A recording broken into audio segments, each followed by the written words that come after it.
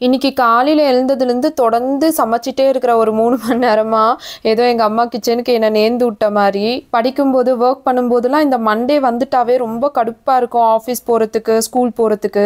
ஆனா இப்போ வீட்ல இருந்தாலுமே அதுக்கு மேல கடுப்பா இருக்குது இந்த மண்டேன்னா. இந்த மாரி தொடர்ந்து வேலை செய்யும்போது நான் யோசிப்பேன். கஷ்டப்பட்டு நைட்லாம் கண் முழிச்சு படிச்சு டபுள் டிகிரி வாங்கி, ஆசாசியா ஒரு கல்யாணம் பண்ணி, அப்புறம் குழந்தை பெத்துக்கிட்டு, அந்த குழந்தைய பாத்துக்கிறதுக்கு ஆள் இல்லாம கடைசியில கெரியரையே சாக்ரிஃபைஸ் பண்ணி ஹவுஸ் ஒய்ஃபா மிஞ்சி போறாங்க பாருங்க. அவங்களுக்கெல்லாம் பெரிய சல்யூட்டுங்க. இதுல வேற நைட்லாம் நிம்மதியா தூங்கவே முடியாது. ஒரே கில்ட்டி ஃபீலிங்கா இருக்கும். நம்ம ஃபினான்ஷியலி இண்டிபெண்டா இல்லையே, 9 to 5 ஜாப் இல்லைனா கூட வேற ஏதாச்சும் பண்ணலாமான்னு சொல்லிட்டு ஏகப்பட்ட தாட்ஸ்லாம் வந்துட்டே இருக்கும். அந்த தாட்ஸ்லாம் கண்ட்ரோல் பண்ணி சமாளிச்சு தூங்குறதுக்குள்ள விடிஞ்சே போயிடும். இவ்வளவு செஞ்சியும் சம்டைம்ஸ் சில பேர் மனசாட்சியே இல்லாம வீட்டுல சும்மா தானே இருக்கீங்கன்னு சொல்லுவாங்க பாருங்க.